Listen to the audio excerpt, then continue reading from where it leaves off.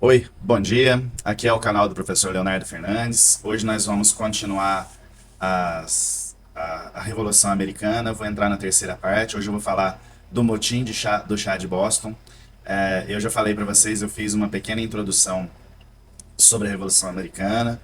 Ontem eu postei um vídeo para vocês falando da segunda parte, falando sobre a travessia do Rio Delaware por George Washington. E hoje eu vou falar do motim do chá de Boston. Depois, no final, eu vou unir tudo isso. Depois que vocês tiverem conhecimento de todas as partes, eu vou fazer uma conclusão juntando todos os vídeos, tudo bem? Bem-vindos a esse canal. Se você gosta desse tipo de conteúdo, curta esse vídeo e se inscreva no canal. Vamos lá para o vídeo. Pessoal, o que foi o motim do chá de Boston e por que ele é importante para a Revolução Americana? Foi um evento icônico na Revolução Americana. O motim do chá de Boston marcou um ponto crucial no caminho para a independência das 13 colônias. Por quê? Essa ação simbólica de protesto contra os impostos britânicos desencadeou uma série de eventos que levariam à guerra de independência. Então, o que é o motim do chá de Boston? Eles começaram a jogar, essa menina está simbolizando, é claro, a jogada do chá no mar. Eles começaram a jogar o chá no mar como forma de protesto. E nós vamos ver durante o vídeo como eles fizeram isso e por quê. Qual que é o contexto histórico disso? O motim do chá de Boston foi em 1773, em meio à crescente tensão entre as 13 colônias da América e o governo britânico. Após a Guerra dos Sete Anos, a coroa aumentou os impostos cobrados nas colônias, gerando um sentimento de revolta entre os colonos de o que é hoje os Estados Unidos, que viam essas taxas como uma forma de opressão e sem representação política. Eles se sentiram oprimidos pela por essa imposto, impostos. Agora eu vou falar para vocês quais são os principais líderes desse acontecimento tão importante, tá joia? Para a Revolução Americana. Primeiro, Samuel Adams. Quem é Samuel Adams? O brilhante líder político conhecido como o pai da Revolução Americana. Ele organizou as primeiras manifestações de protesto contra os impostos britânicos. Eu peguei essa imagem na internet, pessoal, não estava se referindo como se fosse ele.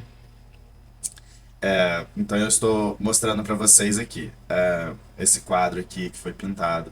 Eu peguei na internet, eu não tenho certeza se é esse rapaz. Se referindo a Samuel Adams, que foi um brilhante político e ele, segundo a história, foi o pai da Revolução Americana, é como se ele tivesse iniciado essa revolução. Depois, nós temos outro nome também que foi importante para a Revolução Americana, John Hancock. Quem foi esse? Quem é ele? Ou quem foi ele? Patriota. Olha o patriotismo crescente desde a Revolução Americana. Vocês percebem que os americanos eles são muito patriotas. Eles amam a bandeira deles, eles amam o hino, eles respeitam muito esse sentimento de patriotismo. E isso é bem perceptível na sociedade americana. E que aconteceu com John Hancock? Ele teve sua embarcação apreendida pelos britânicos e ele foi um dos catalisadores para o motim. A embarcação dele foi apreendida e ele começou a impulsionar esse sentimento nas pessoas de nação. Que é nação? É um grupo de pessoas que falam a mesma língua, que têm o mesmo sentimento e que querem formar um país. Então ele despertou por causa isso ocorreu por causa de ter apreendido a embarcação dele. Eu peguei na internet também, parece que é esse rapaz aqui, eu não tenho certeza, tá joia, gente? Eu peguei na internet, estão falando que parece que é esse rapaz aí. Benjamin Rush. Esse é um terceiro líder da Revolução Americana. Foi um médico e filósofo que participou ativamente dos eventos, incentivando os colonos a se rebelarem contra a opressão da coroa. Ele ajudou a. Ele era médico, ele ajudou esse sentimento das pessoas se rebelarem contra da coroa. Ele também ajudou na questão desse pertencimento à nação, da formação de um país, que foi isso que eles estavam fazendo ali.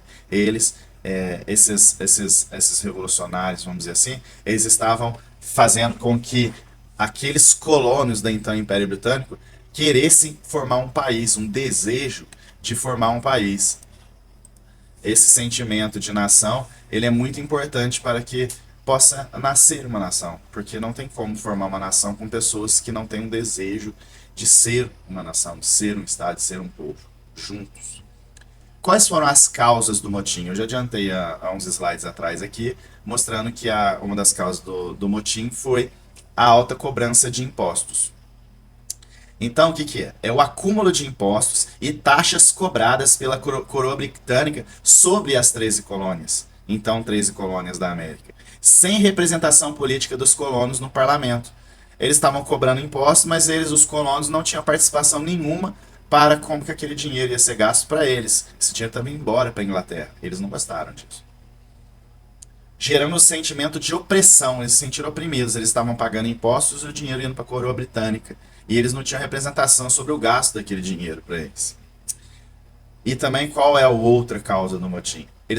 Os britânicos começaram a apreender navios carregados de mercadorias, como o navio do John Hancock, que eu acabei de falar no slide anterior e mostrei para vocês quem era ele. Ele serviu como um catalisador para a ação direta dos colônios. Ele começou a incentivar, como eu já tinha falado. A aprovação do Ato do Chá em 1773 concedia à Companhia das Índias Orientais o monopólio sobre a venda de chá nas colônias, desencadeando a fúria dos comerciantes e colonos contrários a esse privilégio. O que estava acontecendo aqui? As Índias Orientais, a coroa britânica, ela colonizava a Índia também. E ela queria vender esses produtos lá, e isso prejudicaria os colonos locais. O que ia acontecer? Ela ia vender esse chá com monopólio. Descrição do evento. O que é isso? Como assim? Como é que eu vou descrever esse evento para vocês? No dia 16 de dezembro de 1773, um grupo de colonos disfarçado de índios americanos, olha como que eles entraram. Eles foram disfarçados de índios americanos para eles fazer esse motim.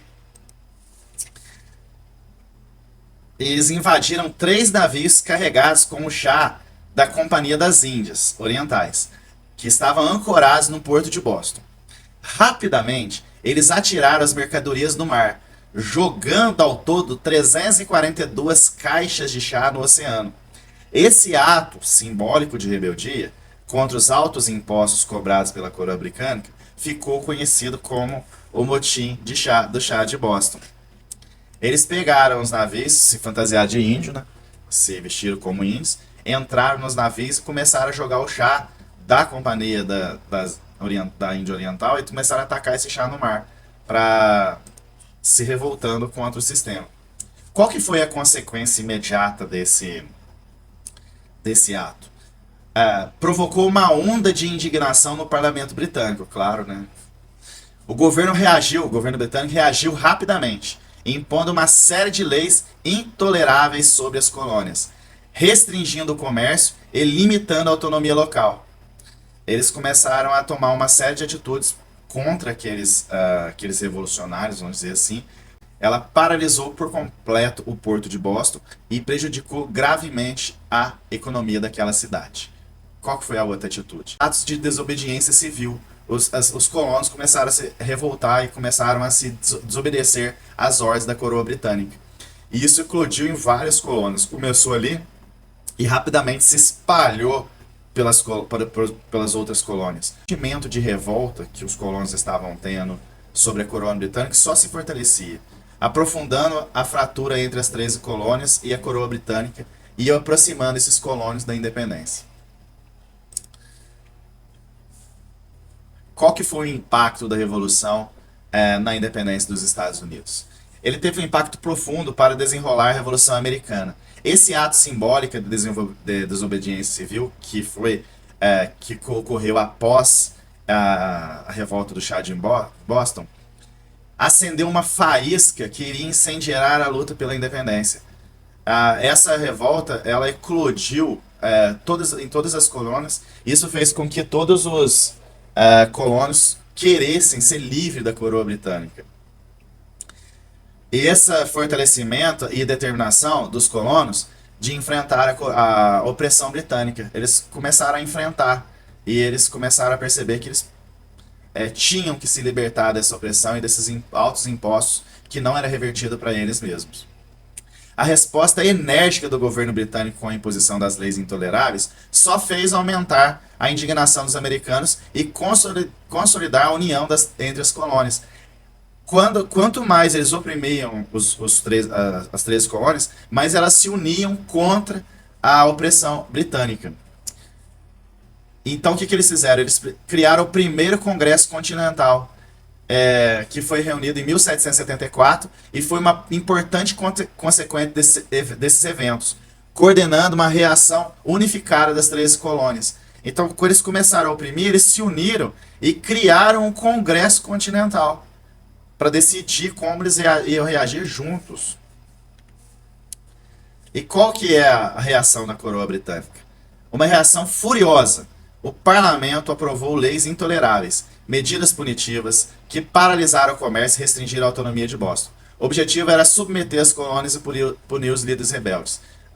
Eles queriam, a coroa britânica quis punir esses líderes rebeldes. As tropas britânicas foram enviadas para ocupar Boston, gerando um clima de tensão e medo entre os colonos. A coroa esperava que essas medidas draconianas quebrassem a resistência dos americanos e os forçassem a se submeter novamente ao domínio inglês. Esse ato simbólico de desobediência civil feito pelos colonos em Boston se tornou um símbolo de resistência contra a opressão britânica. Seu impacto ecoou por gerações, lembrando a determinação dos colonos em lutar por sua liberdade e independência. Quais são as lições que nós podemos aprender com esse ato de rebeldia dos colonos britânicos? A união e coordenação. A união e a coordenação, quando eles criaram, em 1774, esse primeiro Congresso Continental, quando eles criam esse Congresso, essa união e coordenação entre as colônias foram essenciais para fortalecer o movimento de independência americana. Se eles não tivessem unido para lutar juntos contra a coroa britânica, se eles ficassem separados, eles não tinham vencido essa guerra. E a reação desproporcional da coroa britânica com leis intoleráveis apenas intensificou a revolta. A coroa britânica não quis ouvi-los para ver o que eles queriam. Ela simplesmente começou a criar leis que deixou eles mais indignados ainda. E isso fez com que eles tivessem um desejo de liberdade ainda maior. Tá joia? Pessoal, essa é a revolta do motim, é um motim, né, do chá de Boston. Espero que vocês tenham gostado desse conteúdo. Para quem gosta desse tipo de conteúdo, não se esqueça de se inscrever no canal e deixar o seu joinha. Obrigado e até mais.